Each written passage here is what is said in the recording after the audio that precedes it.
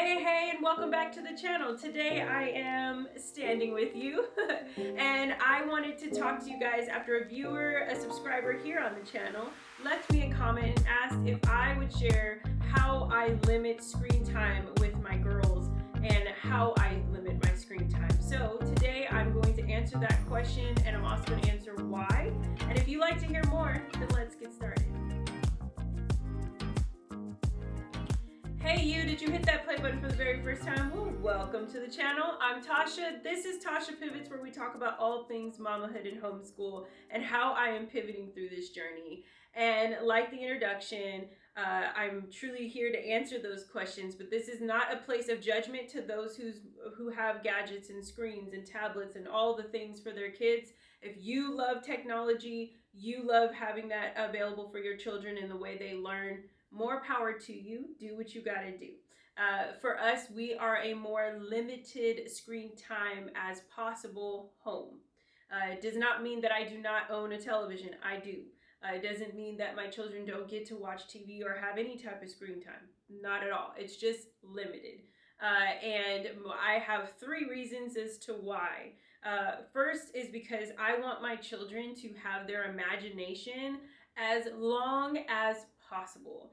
I feel that a person who is often given other things and other devices, their imagination starts to be mingled with what is being already depicted versus their own, what's happening here. And I guess the second one kind of lingers right into that, or merges right into that, and that is I want my children to think for themselves as long as possible before someone is thinking or something is thinking for them. And I just feel that that's what happens with technology. That's what happens with all the software, the games, the movies, the television. All of those things begin to saturate our children's natural innate ability to think and to learn and to imagine and dream on their own. Okay? And third, lastly, my reasoning for limited screen time is simply something that my mother, and this is not so much about screen time as it is about gadgets like tablets, iPhones, computers, televisions, game systems. We have a few of those things I listed, and some we have none. I remember growing up, I had a cousin who was 2 years older than me, and everything that she did, I wanted to do. She was like my big sister. And everything she did sounded better, looked better, wanted to do. And that's a typical response, right? But my mother caught on to that quickly, saw that attitude in me, saw that response to how I attached myself.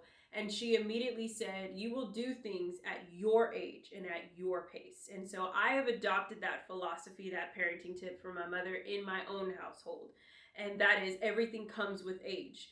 And one of the reasons for that is because if we were to give, how it was taught to me was that if I was given everything I ever wanted, when I wanted it, when and how I wanted it, right then and there, then I have nothing, absolutely nothing to look forward to. And so that was pivotal for me. I honestly, when my mom taught me that, I never had to go back there. Like once she said it, I got it. No, is both my kids get that right now? Absolutely not. I have a 7-year-old and a 3-year-old, and they want to do what they want to do when they want to do it. But they have an understanding that they live under one roof that is the authority that was given to me to raise them is here. And so with that, everything will come for age for them. If I can get that out. Do I have tablets? No. Do they have televisions in their room? No. I have one television, and it's in the living room. It's our communal area. This is where us as a family hang out, so we watch TV together, and sometimes they watch TV and they have their screen time. But overall, I do not allow them to have all these other things. It'll just come with age and responsibility and understanding for those things. Okay. All that to say, now, how do I do this?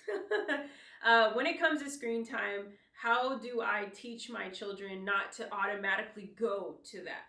I was that mom the first year mom with my first child, where I'd be in the grocery store and I would give her my cell phone and let her watch Sesame Street while I was picking all the groceries, because then I knew she was focused. And that grew and grew and grew to like, Mommy, can I have your phone? Mommy, can I have your phone? And I would say that probably within, by the time Zoe was like 4, I was like, what did I create? Right? So this is coming from a mama who would give screen time not thinking what it was actually doing to my child's brain. I was thinking, it's allowing me to literally get things done. Okay? And I understand that if you're a mama who literally does that right now, you're understood. I see you. I understand you. But I have now come with other resources, so that is never my quick response to anything anymore. My kids, even if they did utter the words, I want, like my youngest right now, I want to watch a movie. That's nice. It is not a yes. And that's because I want them to stop thinking that they need something to entertain them. They can entertain themselves. And so with that, I first shifted how I live my life and shift how I am an example for them, because they do far more with how I live my life than what I say. And so with that, I don't watch TV every day. Kind of never have, but I don't do it. And so I don't, as soon as school's done, I'm flipping the television and sitting on the couch. And so because of that not being my natural response, it's no longer their natural response. Number 2, I make sure that the resources that are there's plenty of resources and things for them to do, and is accessible for them to do. So for like my oldest, she's a transformation in itself, because you got to see, she went from the screen to literally like, here's books, and she's a huge reader. And she literally reads books everywhere. If it's not in the restroom, if it's not in her bedroom, I find her books everywhere. But you know what? I'll take that than her constantly knowing how to tap a screen and me having to buy her blue light glasses because she's on a screen so much. So I just am like, all right, I'll deal with the books. And so I leave books for her. I leave little stations for Josephine when it comes to blocks and leaving puzzles out. But not only that, not leaving it so that they have to figure that out, but sometimes it's just me getting on the floor and on the ground level with them and doing it with them. So it's like recognizing that homeschool is a portion of your educating your child, but also the way you create a lifestyle for your kids to then maintain their lives and have to know how to enjoy their life without entertainment being given to them, is just showing them that. And so I will sit down and be like, let's all do a puzzle, or let's play Uno, or let's do a matching game. Whatever we need to do. Or if it is a chore-based thing, hey, guys, we're going to put on some really fun dance music, and we are going to grab all the clothes around this house and we're going to put them in 3 piles. Whatever I need to do that gets them moving their body, using their brain, and it's not them being zoned out like a robot on a screen, has really been helpful for me. And then I would say thirdly, it is just not just having them accessible. I don't have all of them out. I mean, the TV's mounted on the wall, so that's there. But the remote's not accessible for my youngest to just be able to grab and turn on. My oldest has it, but she knows to ask for permission. We do have a game system, so they'll play with daddy, but they're never left under their own devices. So there's a sense of supervision when that's happening. There is respect, supervision, and responsibility, basically, are the 3 things that have been really helpful with how I've taught our oldest to kind of respect when it comes to screen time, as well as trying to be that example even for her younger sister. So I hope that kind of helps you guys when it comes to that. How we're using it is giving Zoe time to have computer lab time once a week, where she gets to practice on the typing keyboard and do some functional computer lab time and learning how to write a paper, or just learning how to type words on there. And or if she's taking a test, or if she wants to play a game on there, that's something that is on a Friday when school is completed. And now you have this special time to look forward to, okay? With my youngest, yes, she gets screen time as far as television. So I will put on, but I'll make sure it's functional.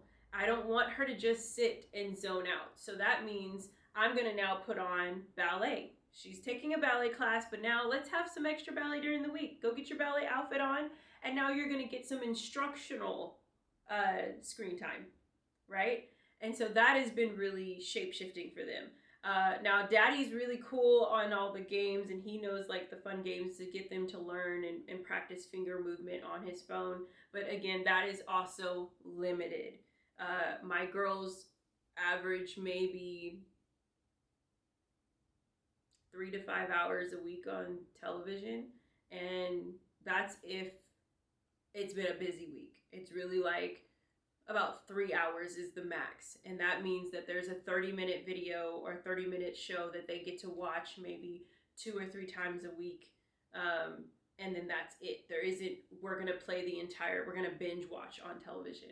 So there's that. I hope that encourages those who are trying to limit their screen time a little bit, maybe feel like they needed to feel more empowered or encouraged on to why they feel that they should maybe limit it, or even just some examples of like, okay, I can do this. Maybe I need to shift some things to keep the environment not feel that everything is tablet based or television and electronics basically. So I appreciate you hanging out with me. If you guys have any more questions or you have some tips on limiting screen time, put it in the comments below. I'd love to hear them. I'm sure other moms who are wanting to work on this would love to know. I thank you for just being here. Give this video a thumbs up if you enjoyed it. And until next time, I'll see you guys on the next video. I'll talk to you later.